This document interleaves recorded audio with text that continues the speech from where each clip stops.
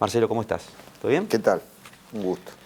Bueno, a ver, vamos a encontrar un Marcelo modo zen o un Marcelo picante. Como quieras. Vamos al picante, que es el que más me gusta. ¿De movida? De movida, de movida. Después vamos a ir al modo zen porque cuando tengo la posibilidad de hablar con vos en la cuestión modo zen es cuando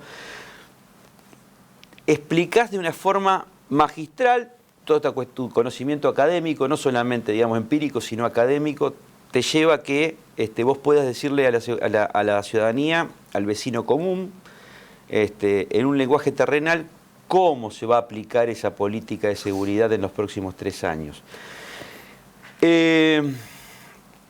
¿Por qué la resistencia de ese bloque de 6? Arranco con ese bloque de 6 porque es el famoso fuego amigo.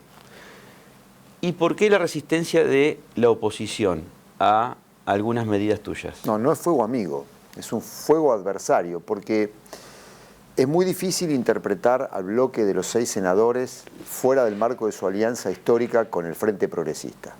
Para mí es todo lo mismo, porque desde hace más de una década ahí hay una alianza, yo diría estratégica, entre el Frente Progresista y sus sucesivos gobiernos, fundamentalmente desde la última etapa del gobierno de Wiener hasta diciembre del año 2019, y este bloque de senadores peronistas, que conformaron una alianza que al principio era una alianza de gobernabilidad, de intercambio institucional de apoyos, y eso no está mal porque en el juego democrático, cuando los ejecutivos no tienen mayoría en las legislaturas, y en democracia las legislaturas cumplen un rol central, hay que construir alianzas, pactos, negociaciones. Pero eso después se transformó en un bloque de poder en donde hubo un conjunto de transacciones que fueron más allá de esa alianza de gobernabilidad y de apoyos legislativos a una gestión gubernamental como la del Frente Progresista. Y ahí hubo una serie de cuestiones que atañen directamente al tema de la seguridad, fundamentalmente en 2 aspectos. Uno es, en medio de ese proceso se construye el Ministerio Público de la Acusación, con un nuevo Código Procesal Penal. Y ahí llenaron los casilleros, fundamentalmente el Frente Progresista, con todos funcionarios alineados políticamente con el socialismo, fundamentalmente, y con el radicalismo. Por ejemplo, en el sur, en toda la zona sur, zona de influencia de Enrico y de Puyaro, digamos, la mayoría de los fiscales y funcionarios del MPA respondían a la nómina, a la escudería de la Unión Cívica Radical.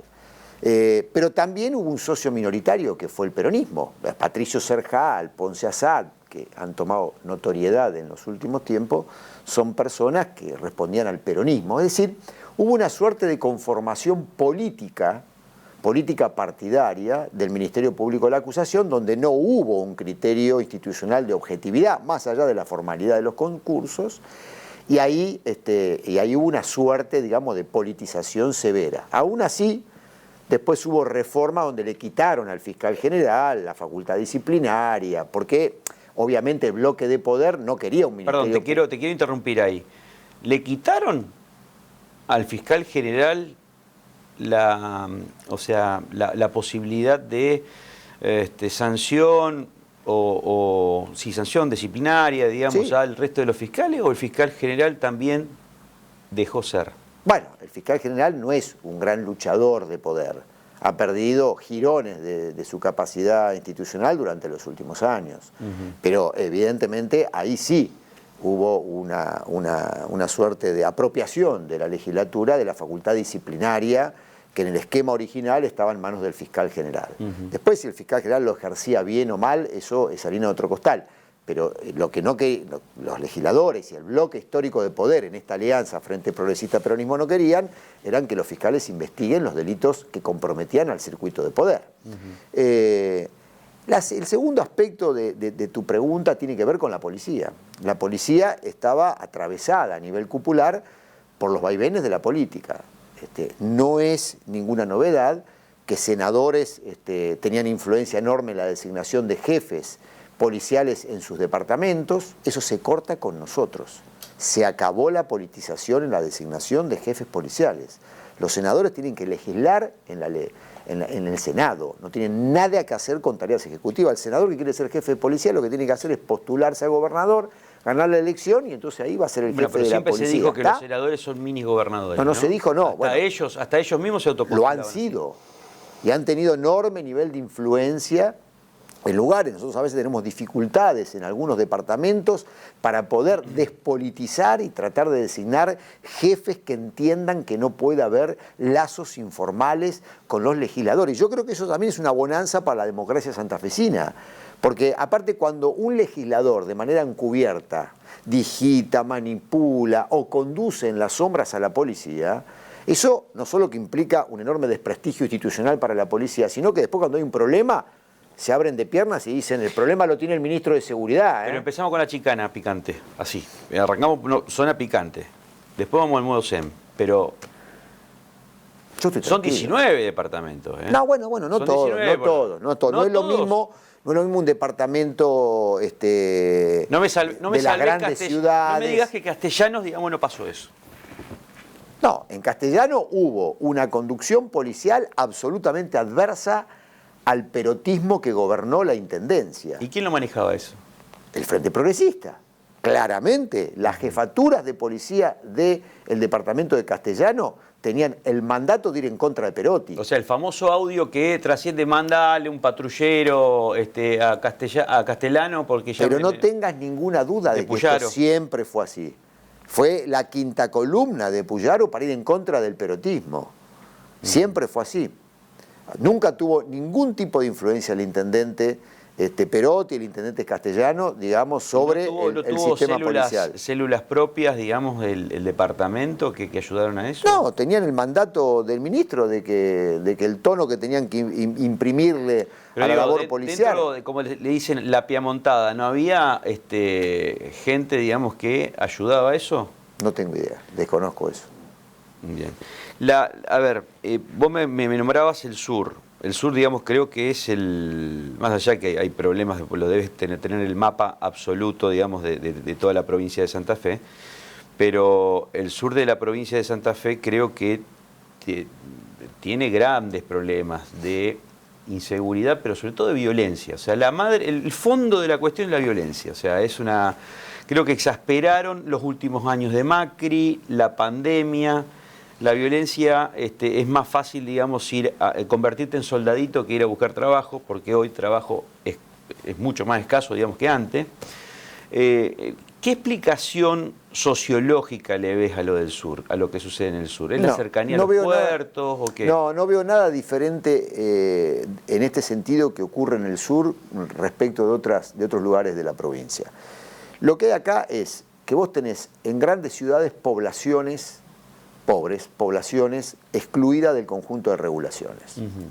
Hay que entender transformaciones que a la gente le cuesta en las primeras décadas comprenderlas, pero que en el fondo con el tiempo eso empieza a ser naturalizado, digamos, para todo el mundo, y es que vos tenés, pongamos el ejemplo de las grandes ciudades como Rosario, una sociedad pujante, industrial, de pleno empleo, hasta los años 70, y hoy tenés una sociedad donde más de la mitad de la población vive fuera del conjunto de acceso a bienes básicos. Pero conviven todos en un mismo circuito urbano. Y la gente circula por ese circuito urbano. Va de suyo que si se estructuran mercados de drogas porque hay avidez por consumos recreativos, y esto se instala a partir del año 2000, 2001, 2002, en estas grandes ciudades, en Argentina en su conjunto, que es el momento donde se estructuran mercados de cocaína, de marihuana, mercados estructurados con estratificación de niveles de consumo, de precios, de calidad. Logística sobre todo. Totalmente, los grupos criminales que tenían algún tipo de asidero, generalmente clanes familiares, en determinadas barriadas, toman ese negocio como una economía de sustitución. El problema que se ve en muchos de estos lugares es que hoy estamos con una tercera generación de narcos. Digamos, esa gente no sabe lo que es la cultura del trabajo, sino la cultura de la apropiación, y la apropiación de bienes. Entonces vos tenés chicos y chicas que hoy están gerenciando territorios en las grandes ciudades del sur, del centro, pero también del norte, que son chicos y chicas que eran soldaditos, que el valor agregado único que tienen es el ejercicio de la violencia, pero que se criaron en BMW. O sea, le cortaste la cabeza a los que pensaban. Pongámosle, digamos, un rótulo pero eso también a los líderes. Espera, Rodrigo, eso también explica. Los jefes están detenidos, operan desde la cárcel. Increíble. El mantenimiento de la organización requiere necesariamente de un flujo de recursos y de dinero, porque tienen que pagar protección. La protección para el mundo criminal es cara, sale dinero.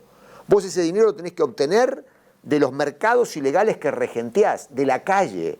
Ellos no están gerenciando la calle, tienen sus pibes y pibas gerenciando la calle, que son rústicos, que son violentos. Pero la organización necesita mucho dinero para financiar la logística, para financiar los abogados, para financiar la protección dentro de la cárcel, para financiar relaciones con la policía. Entiendan bien, en el crimen organizado, aunque se trate de una banda rústica de un barrio, el costo más grande es pagar protección, porque sin protección ningún negocio criminal puede perdurar en el tiempo. Protección, juego decís, clandestino, o sea, propios, pero también protección policía. del Estado. O sea, protección en Del todos los Estado, niveles. protección de lo que vos necesites. Yo tengo juego clandestino, tengo 10 garitos. Si yo no arreglo con la policía, me los rompen los garitos. Si yo no arreglo con un fiscal que me saque la policía de encima, me rompen los garitos. Si yo tengo 10 búnkers en un determinado barrio que tienen una lógica física muy visible, si tengo prostíbulos o tengo reservados donde tengo trata de personas, si yo no arreglo con alguien del Estado que me brinde un halo de protección, no puedo ejercer, no puedo desarrollar. detectaste? Entonces, permitime porque la gente tiene que entender esto. Entonces, lo que más, como tenés ganancias extraordinarias, mirá lo que te estoy diciendo, droga, juego clandestino, digamos, esclavización de personas, trata de personas, digamos, tenés altísima rentabilidad, pero gran parte de los recursos que generan estos negocios económicos van a parar al pago de protección. Cuando vos tenés organizaciones que viven adentro de la cárcel, además tenés que pagar la protección. Acá todos sabemos que hay pabellones que son controlados por organizaciones criminales determinadas.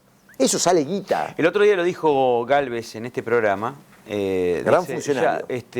Increíble, me dice, es increíble cómo los abogados terminan siendo parte de la banda. Bueno, está preso Tabela, como parte de la asociación ilícita. Ahora salió, pero le dice, voy a firmar un poder y ahí hubo... Hay todo, por supuesto, porque ella deja de ser el apoyo leguleyo, digamos, de la asistencia jurídica a formar parte de la organización. Lo cual es una. O sea, a ver, en términos clara. del padrino, el consiglieri terminó siendo pero eso jefe. vos lo tenés que pagar. Son abogados caros. Tenés que pagar el abogado, tenés que pagar lo haces parte del la negocio. organización, hay que adquirir armas, hay que tener logística de vehículos, hay que financiar la vida y además tengo que pagar protección dentro de la cárcel y fuera de la cárcel. Todo eso implica dinero. Cuando a vos se te achica el mercado de la droga, como se achicó acá por problemas de crisis económica, como cualquier otra actividad capitalista, comercial, la pelea entre las organizaciones por la venta y la colocación del producto es feroz. ¿Por qué no se refleja eso en Santa Fe? Porque en la ciudad de Santa Fe, acá, respecto de Rosario, porque en Rosario hay un nivel de fragmentación enorme, es un mercado mucho más importante y la policía ya no gerencia eso. Acá en Santa Fe hay más presencia policial regulando el negocio, ya lo veremos eso. Y aparte ya tenemos una historia criminal en Santa Fe, sabemos que las grandes Me organizaciones equivoco narcos de acá... si digo que en Rosario tenés bandas criminales que pagan protección, como dijiste, pero acá en Santa Fe realmente regentea la policía... Todas las investigaciones que se han hecho, estoy hablando por lo que se hizo, no por lo que se va a hacer. Por lo que se hizo, te digo que da cuenta de eso, es decir, un narcotráfico muy subordinado a la protección policial, federal o provincial. Sí. ¿De acuerdo? Estamos de acuerdo. Claramente, vos tenés mucho, es el modelo más parecido a lo que es el Gran Buenos Aires. Entonces vos lo que tenés que ir haciendo ahí como estrategia en materia de gestión de la seguridad pública es tratar de liberar al Estado de ese compromiso, porque cuando vos tenés crimen regenteado estatalmente, regenteado a través de estructuras estatales, en cualquier nivel, a nivel policial, a nivel judicial, a nivel político, vos tenés dos problemas. Tenés al crimen y al Estado que debería estar para tratar de controlar esto comprometido con el negocio. Es doble pérdida. Entonces, ahora también sabemos muy bien que cuando vos replegás al Estado de esa regulación, lo que tenés es alto nivel de violencia. Porque además lo que ha pasado en Rosario, que no se ve acá, es que hay una afinidad cultural de ciertos jóvenes al ejercicio de la violencia. Cuando vos ves que hay criminales que van a balear un lugar y se filman. No, y un trapero, digamos, que salga con un arsenal de acuerdo, armas. en un country, aparentemente en un country muy importante de Rosario. Mirá qué interesante esto. Mirá qué interesante. Toda esa clase media tilinga, ¿no? Que de repente son nuevos ricos, o se sienten nuevos ricos, porque en realidad no tienen mucha teca para hacerlo realmente, que están en eso y conviven con narcos sin ningún tipo de problema, como en las financieras. Todo ese dinero, y acá está la otra cara de esto, todo ese dinero termina en sectores financieros que no tienen ningún problema de tomar dinero negro de la comercialización de granos y también dinero negro de la periferia narco. Ningún problema. Para todos hay un circuito de inversión, generalmente inmobiliarias o de timba financiera, lo que sea, pero ahí se canaliza todo. Es decir, el mundo narco en Santa Fe no tiene un sistema financiero narco. Utiliza el sistema financiero de la marginalidad económica de emprendimientos legales para canalizar sus dineros. Lo hemos visto en numerosas investigaciones. Es decir, hay una cultura de la ilegalidad muy acendrada, no solamente en ciertos núcleos criminales de la periferia, también en ciertos sectores respetables de la sociedad. Entonces, ¿qué quieren, digamos, los sectores del establishment y del Círculo Rojo? Que el MPA, que la policía no vea esto, que no haya un ministro que diga esto. Por eso vos tenés el Círculo Rojo rosarino, el establishment rosarino, en contra de nuestra gestión, porque le ponemos luz a esto. Entonces, ahí están, y tenés toda una estructura política que representa este bloque duro de poder, que son empresarios, financistas, comunicadores, dueños de medios, que tienen negocios financieros, que tienen dinero metido ahí adentro, digamos, y sus representantes políticos. ¿Quiénes son hoy los representantes políticos? La oposición del Frente Progresista, porque se consolidaron, todo este establishment se consolidó en Santa Fe al amparo de los gobiernos progresistas. Los gobiernos progresistas en esta provincia han sido gobiernos del status quo, no han sido reformistas, como buenos socialistas, digamos, porque yo no conozco socialismo muy transformador. Acá en este país, las grandes transformaciones las ha hecho el peronismo.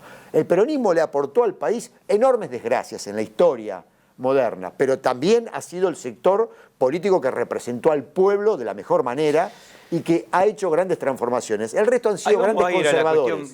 Vamos a ir a la cuestión política porque es interesante. Y hay un sector del peronismo que se olvidó de la ideología peronista original, del peronismo clásico, del que debe representar a los sectores populares. Son dirigentes que andan en Mercedes-Benz, ¿de acuerdo? Son peronistas chetos, que son los que nos critican a nosotros. Cada vez que voy por Rosario, o sea, cada vez que voy a Rosario, me asombra el nivel de financiamiento de la construcción en altura. Perdón, te agrego, en una ciudad donde más de la mitad vive en la pobreza absoluta. Eso. Pero digo, porque no vamos a pensar, Rodrigo, de que eso lo tiene que resolver el ministro de Seguridad, ¿no? La desigualdad, la pobreza, la violencia social. Por ahí te critican la cultura machirula. En las 34 páginas, digamos, del resumen de todo lo que es todo el diagnóstico que das de qué es lo que hay que cambiar y todo lo que lograste y todo lo demás en un año. Te critican que no tocaste el tema del lavado de dinero, sí, las financieras, etcétera, etcétera. Pero ¿perdón? A mí me asombra la construcción en altura. Perdón, hay un error de concepción ahí, un desconocimiento de datos duros.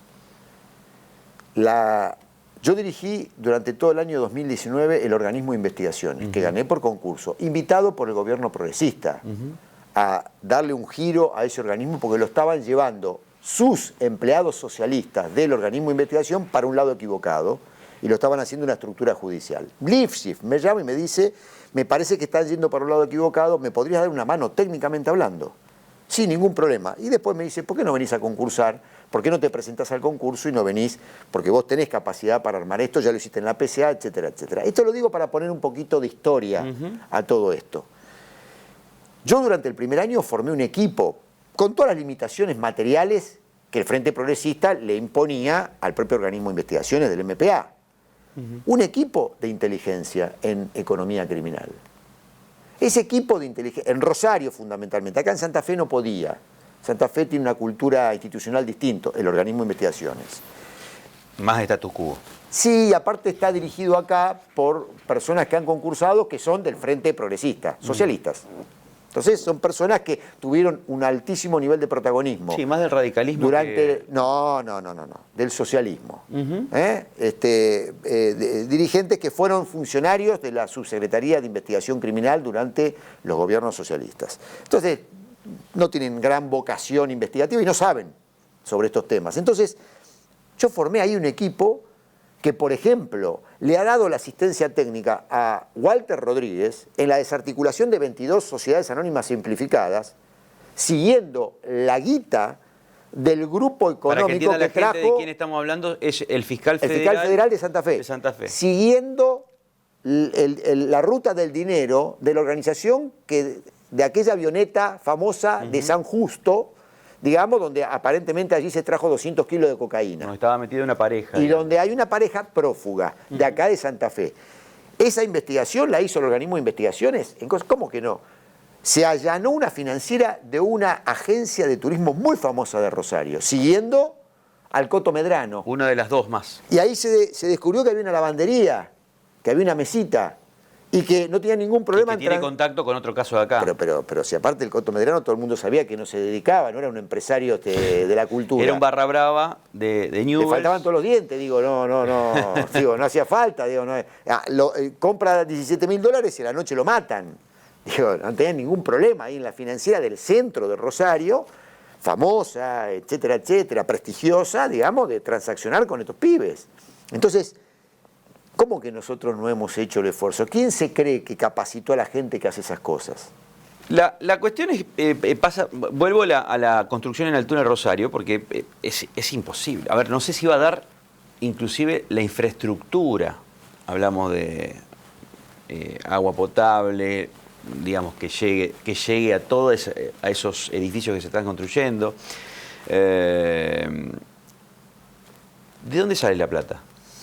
Primero te voy a decir lo siguiente, toda esa infraestructura se construyó independientemente del origen de los fondos con el consentimiento de los municipios. Tanto sí, la habilitación de edificios es así. Tanto en Rosario como en Santa Fe. Fondos de inversión, fideicomisos. ¿Vos te crees que alguien cotejó el origen de los fondos de esas construcciones? Y eso fue durante gobiernos del Frente Progresista, en Rosario, pero acá en Santa Fe también. Además, muchas de esas construcciones se hicieron en terrenos fiscales, que terminaron siendo apropiados. Son las famosas usurpaciones de los chetos. ¿Viste? Cuando va una cooperativa popular, un movimiento social, una organización de base... Son usurpaciones y sale la sociedad civil a...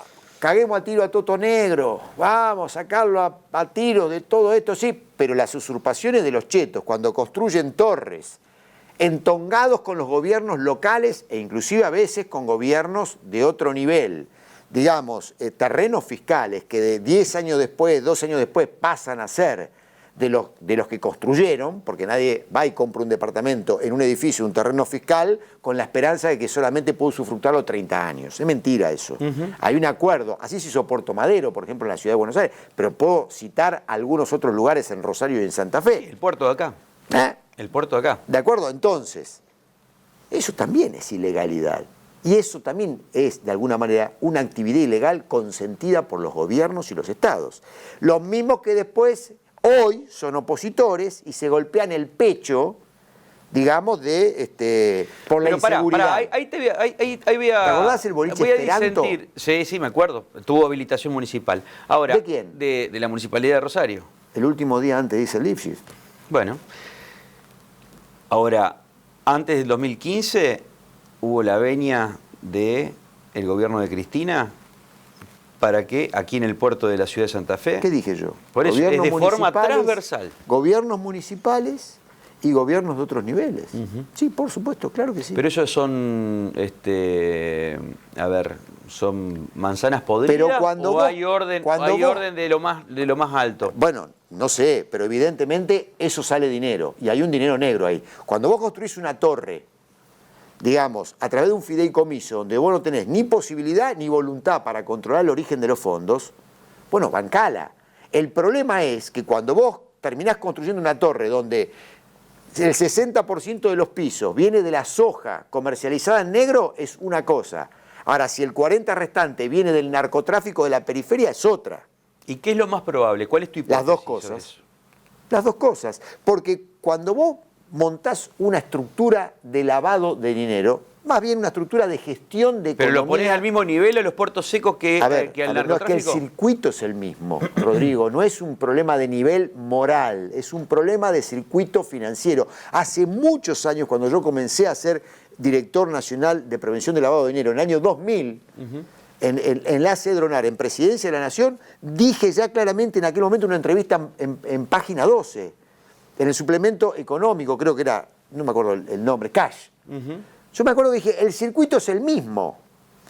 ¿Por qué? Porque en el fondo, cuando vos tenés una estructura de gerenciamiento, de gestión, de administración de fondos provenientes de la marginalidad económica, de comercializaciones en negro, de contrabando, de lo que sea, vos tenés todo el mecanismo aceitado para después tomar dinero del crimen, de un secuestro, de tráfico de armas, de trata de personas y colocarlo en el mismo circuito. Se mezcla todo. Es fungible el dinero. ¿Está claro? Y esto es lo que ha pasado porque la gente que gerencia estas cosas no tiene moral. Ah, no, dinero de la soja en negro sí, pero dinero del narcotráfico no. Estiran las manos con lo que venga. Y cuando la soja bajó de precio en el mercado internacional y entró mucho menos dinero de la economía marginal, no tuvieron problema de abrir, digamos, el negocio al financiamiento narco. Vamos a otra traba que te voy a poner en términos futbolísticos. ¿Cómo explicás lo de Perona en Rafaela? ¿Qué le pasó? ¿El elefante flúor, digamos, a todo el perotismo? No. A ver, se llega en la investigación, tal como quedó evidenciado en las audiencias que son públicas en la provincia de Santa Fe. Perona, digamos, para que entienda la gente, por ahí, nosotros estamos hablando, digamos, en cuestiones, digamos, que pensamos que absolutamente todo el mundo lo tiene en su cosmovisión. Perona era uno de los apéndices del juego clandestino y estaba, sobre todo se hacía fuerte en el departamento castellano, en Rafaela, en la patria chica del gobernador de la provincia de Santa Fe y sobre todo del intendente que es perotista. Yo no puedo entender, digamos, que te pasen los elefantes flúor por la... No, hubo muchas denuncias y muchas alertas del intendente castellano sobre el juego clandestino evidente en Rafaela. Pero la policía y la justicia nunca hizo nada. ¿Perotti lo sabía eso? Por supuesto que sí. Y en la investigación que se emprendió, que salta a la luz cuando desde Rosario se lo vincula a Perón a la organización de Peiti por la propiedad de un auto que se secuestró en un allanamiento de una propiedad de Peiti, y se tira de la soga de ahí, rápidamente el fiscal regional y el fiscal natural que estaba siguiendo esa causa ventila una investigación que estaba quieta desde hacía 2 o 3 años. Y que terminaba en el componente policial, como se vio, no escalaba a otros niveles. Así que después Perona fue detenido y después fallece por COVID.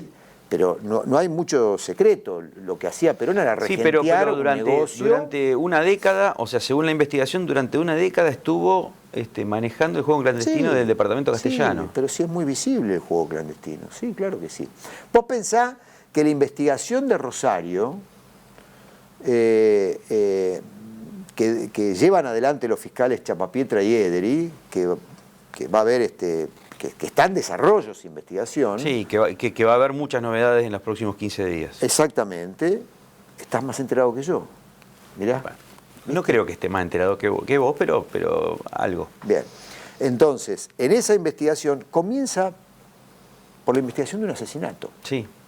Porque son 2 fiscales que los santafesinos y las santafesinas tienen que bancar.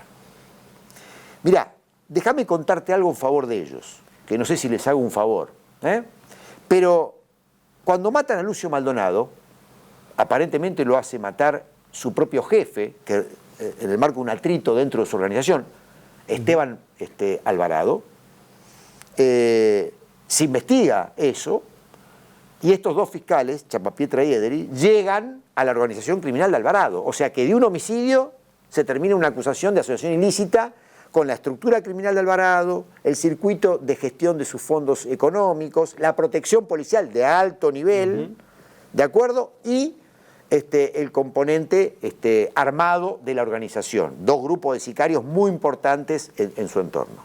Gran investigación que se llega a eso desde un homicidio. O sea, fíjate que vos podés esclarecer el homicidio y no investigar la trama criminal, digamos, que contornea o que enmarca ese homicidio. Y no estarías incumpliendo la norma. Pero estos fiscales han ido para adelante y terminaron desarticulando.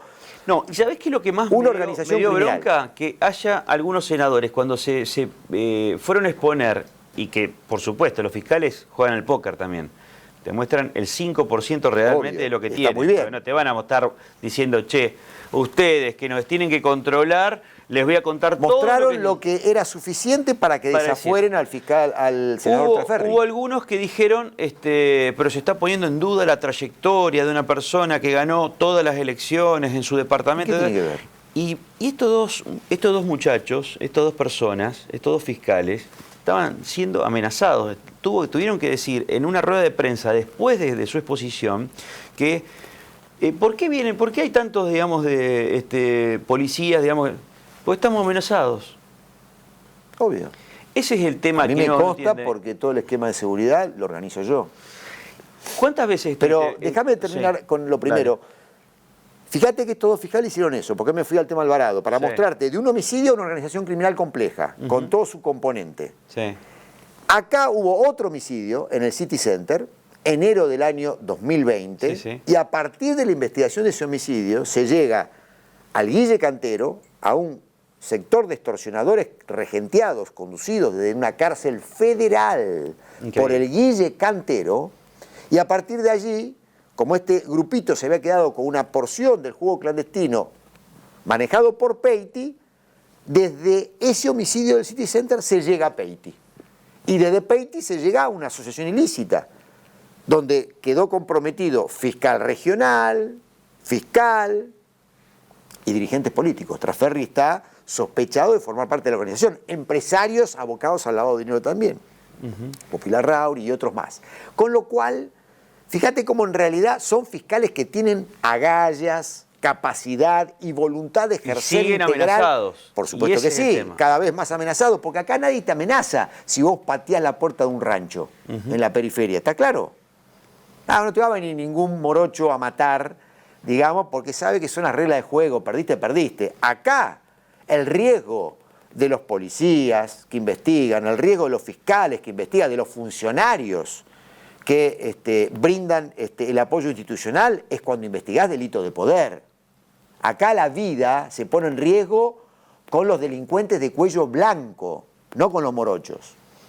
Pero nosotros con el gobernador decidimos cortar el vínculo con el crimen y estos son los costos pero de cortar te el voy a hacer vínculo. esta pregunta, digamos que quizás no sé si te la hicieron. ¿Cuántas veces estuviste amenazado? ¿Seguís amenazado? Nunca lo voy a decir. Porque si yo digo eso, le doy de comer a los pero pícaros. Fuiste a Buenos Aires y dijiste, estoy acá, en forma de chacarrillo. Pero a ver, a veces te creo tienen que entender, en Santa Fe no tienen sentido pero el te humor. tienen que entender el humor ácido que tenés. O sea, ahora, yo te lo entendí. Ahora, realmente, poné cara de póker. Yo lo que te digo, Rodrigo, es lo siguiente. Yo no voy a hablar de eso. Lo que sí sé, me sé defender. Y si tengo que correr riesgo, voy a correr riesgo. Y si tengo que esperar a alguien, los voy a esperar, ¿eh? Quédate tranquilo, no tengo ningún problema. Tengo mucha experiencia. ¿Y para arriba? ¿El número 1? ¿Quién? ¿El gobernador? ¿Qué pasa? No entiendo con el gobernador. ¿Estuvo amenazado también? No lo sé. Que yo sepa, no. Ponés cara de póker, aunque sea. No, que yo sepa, no. No, que yo sepa, no, sinceramente. O sea, la sonrisa, es algo muy serio. ¿Cómo no? No, yo creo que si el gobernador hubiera sido amenazado, el magnicidio absoluto, lo hubiéramos institucionalizado. Fíjate porque ahí lo que sí necesitas a toda la política, porque cuando fue, cuando fue el atentado con Fati... Amenazado no fue, pero hubo algo parecido, una amenaza pública, que acá no le generó escozor de Vázquez. A nadie. Sí, Vázquez. Sí, no le generó escosor a nadie. Sí, a mí me generó. Bueno, a vos, a mí, pero a muchos dirigentes del PJ no le generó ningún escozor. Se pone muy nervioso con algunos dichos míos. ¿No va a terminar su mandato? Permitime, Rodríguez, dijo, el gobernador Perotti no va a terminar su mandato, debería ir preparándose, o algo por el estilo, rodenas. Eso es golpismo, eso es amenaza. El abogado de un senador reprochado de formar parte de una organización criminal para lo cual los fiscales pidieron su desafuero. Fíjate la gravedad, la gravedad. O sea, están diciendo, vamos a tumbarlo. No, es un mamarracho absoluto lo que dijo. Está bien, pero ¿cuántos de la política salieron a responder eso? No, casi nadie. ¿Cuántos? A ver, sí, hubo un comunicado de socialismo, de radicalismo, todo lo los demás. exabruptos de Saín. No, eso fue temerario. Pero aquello no sensibilizó ni siquiera a la mayoría de los dirigentes te digo, el Frente peronistas. Progresista saltó enseguida. Ahora, ¿sí los 6 senadores de justicialismo? No. Ni numerosos dirigentes peronistas tampoco. Porque lo toman como un chascarrillo, como un comentario de pueblo. Sin embargo, tiene una gravedad enorme. Entonces, eso sí pudo haber sido tomado como una amenaza hacia el gobernador, no a su vida, pero sí a la estabilidad institucional y al mandato gubernamental, sin lugar a dudas. ¿Por qué no va a terminar su mandato el gobernador Perotti? ¿Cuál es el argumento, digamos, racional, no golpista? No existe, no puede haber. En este contexto que vos relatás, ¿cómo son los financiamientos de campaña de todos de forma transversal? Vuelvo a esta cuestión, de forma transversal. Desde más izquierda a la derecha necesita financiamiento fuera de lo que te da el Estado. Fuera de lo que te da el Estado. Es imposible pensar que vos con 2 pesos puedas hacer una campaña de las que ves con cartelería, porque sabés cuánto cuesta un cartel, cuánto cuesta una publicidad, un spot de campaña en YouTube, en redes sociales, en medios tradicionales, en lo que sea. ¿Cuánto juegan las cajas negras en esto? Mira, mucho. No es un problema ni es un asunto que concierne a Santa Fe. Santa Fe no es distinto a la discusión nacional, digamos, claro, sobre estos asuntos. Está largamente discutido. Yo diría, a ver, para completar un poco tu análisis, porque, y no es que no sea correcto lo que decís, digo, hay 3 grandes cosas que han pasado en los últimos 20, 25 años, cuando particularmente la comunicación televisiva se convirtió en el eje central estructurante de la comunicación política y por ende de la lucha política en campaña electoral, que son 3 cosas que si no las tenés no sos competitivo. Primero, estudios de mercado, mercadeo político, de opinión. Eso ya es carísimo. Muy caro. Extremadamente caro. No estamos hablando... Grupos de interés, o sea, todo. Estratos, aparte hoy se trabaja sobre la base de redes sociales, de georreferenciación. De compra de banco de datos. Todo eso, banco de datos producidos comercialmente, pero que se terminan utilizando, qué quiere la gente, qué piensa la gente, qué pautas de consumo tiene y por ende de comportamiento eventual político. Además, sabiendo que gran parte de la población es agnóstica a la política, no antipolítica, sino agnóstica a la política. Pueden votar al mismo tiempo por Cristina Fernández y 2 minutos después por Mauricio Macri. Entonces vos detectar eso y detectar estos sentimientos, porque en el fondo las campañas electorales hoy son gestión de sentimientos, no de racionalidades. Mi abuelo tenía 7º grado, pero leía 2 diarios por día. Era un intelectual al lado de jóvenes universitarios que son brutos políticamente actualmente. ¿De acuerdo? Eso ya demanda una enorme cantidad de dinero. Lo segundo que tenés que hacer es, bueno, decir, yo voy para este público objetivo y como candidato me tengo que posicionar casi como en el marco de una estrategia de publicidad en este estrato. Acá no tengo nada que ganar, con lo cual no voy a gastar dinero ni esfuerzo de tiempo. Voy acá donde sí soy competitivo. Bueno, esa estrategia y además el armado de la comunicación y el mensaje, eso es enormemente caro también. Ya ahí tenés un equipo de publicistas, de marketing, de construcción de imagen, de diseñadores. Pero vamos vulgarmente, como se dice, vamos a la billulla. No. Todo esto, fíjate, 2 elementos que te hacen que las campañas sean millonarias. Y el tercer componente es el acceso a los medios. Y ahí hay un elemento importantísimo. La puerta del acceso a los medios la tienen los dueños de los medios. que hoy en general muchos medios no solamente son medios que tienen inversión solamente en el ámbito de la comunicación, sino que son grupos económicos que además invierten en medios. Y que hoy son árbitros y jugadores al mismo tiempo, porque te abren el grifo, te cierran el grifo, dependiendo los intereses comerciales que defienden, los intereses políticos que defienden en función de sus intereses comerciales, financieros, económicos y demás. Entonces vos ahí tenés una suerte de privatización del escenario político. Pero también eso lo tenés que aflojar con billetera.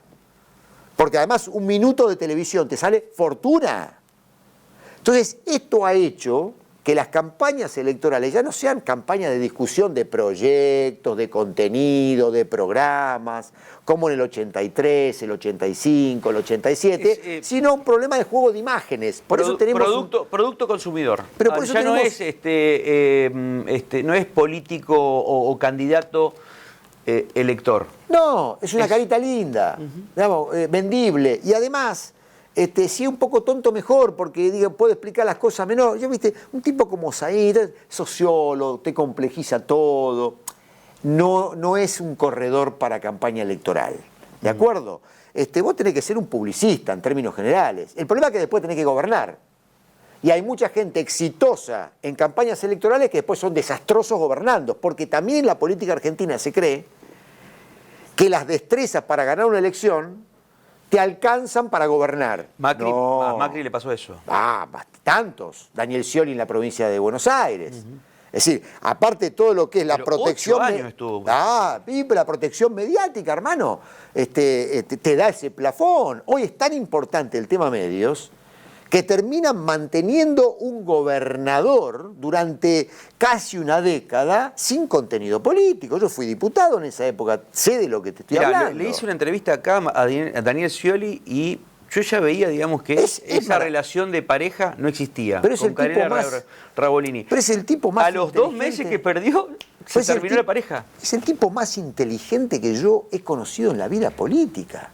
Una persona que puede hablarte 1 hora sin decirte nada, es brillante. No, Reutemann también.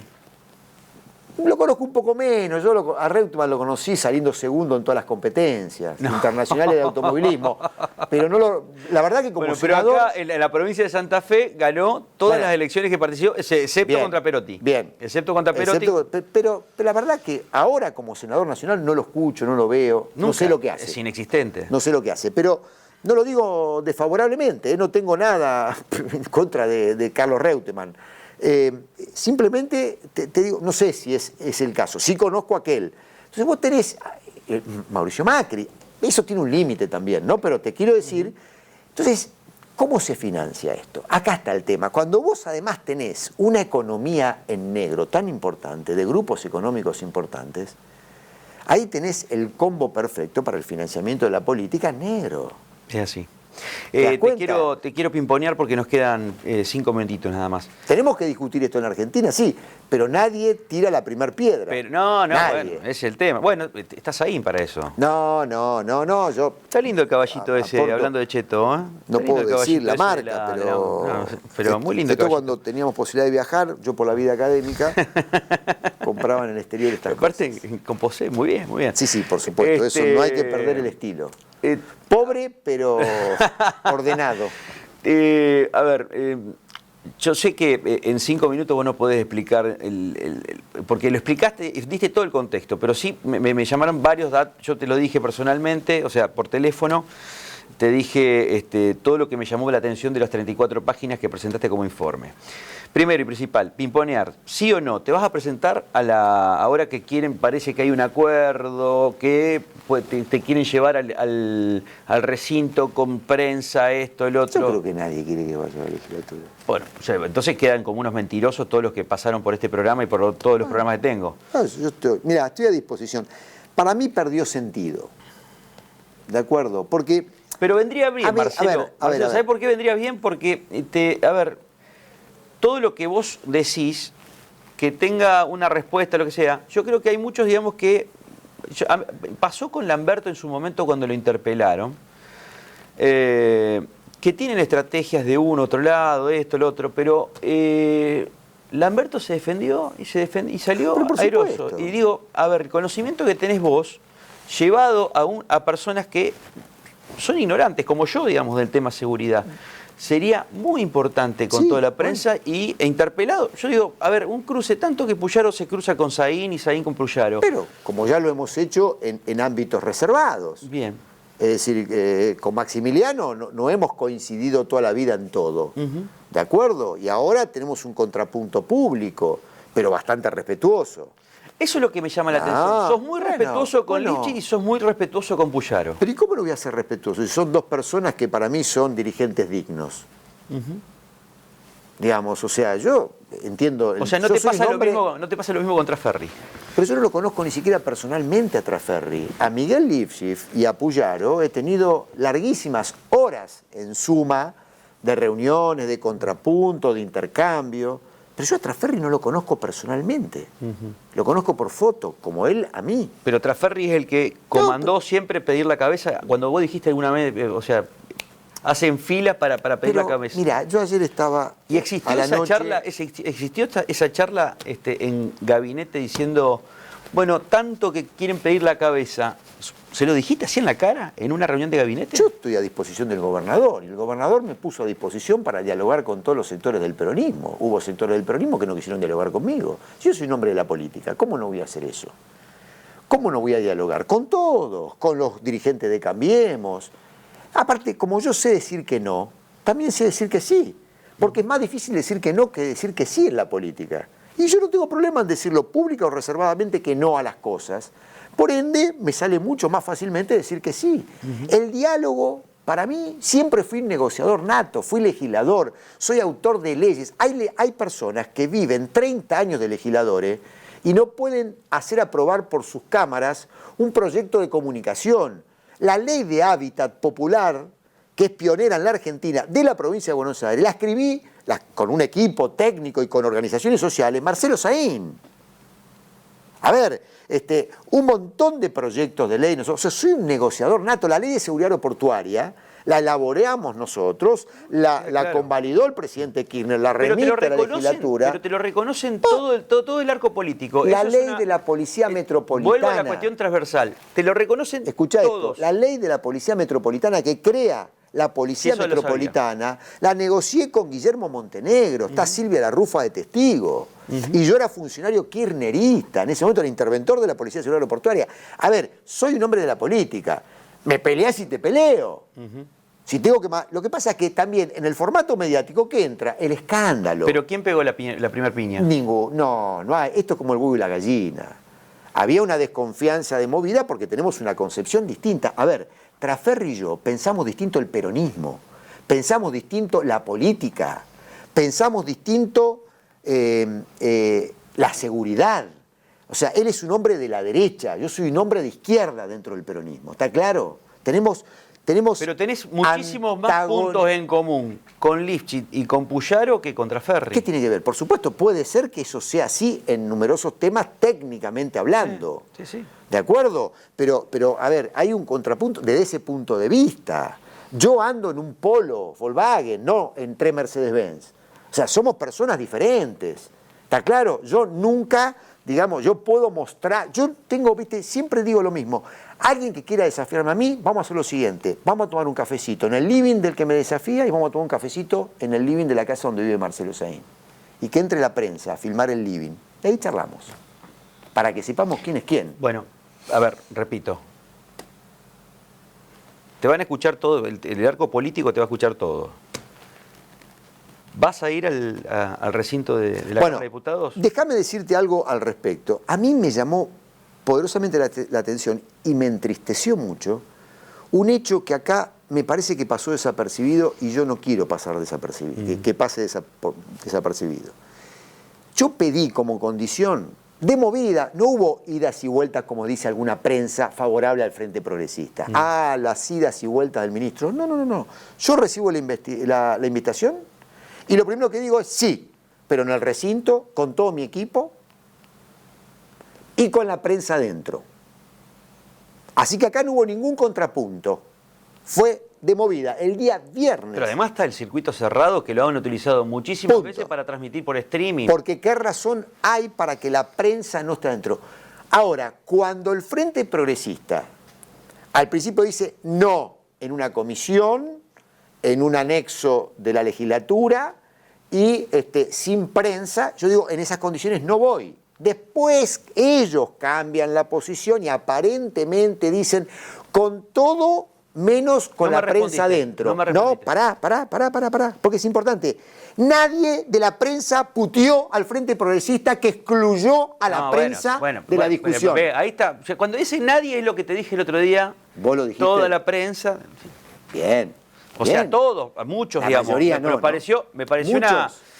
pareció un cachivache, digamos, o sea, que algo tan sensible como la seguridad. ¿Cuántos medios protestaron porque el Frente Progresista le dijo no a la prensa en el recinto? ¿Te puedo hacer una crítica constructiva? Me parece que estás muy enfrascado en un grupo, sobre todo.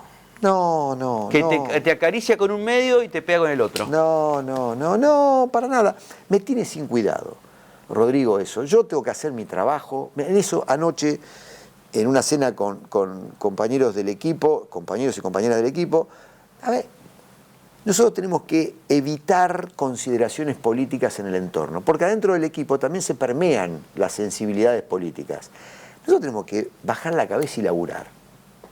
Cuando el gobernador agarre y desenchufe, viste, a Marcelo Saín, ahí nos iremos. Mientras tanto hay que darle para adelante, si tenemos claro a dónde queremos llegar y cuál es la agenda y el camino. Saín, en Composé, muy bien. Gracias. Con el caballito de polo ese me encanta. Gracias por la entrevista. No, gracias a vos.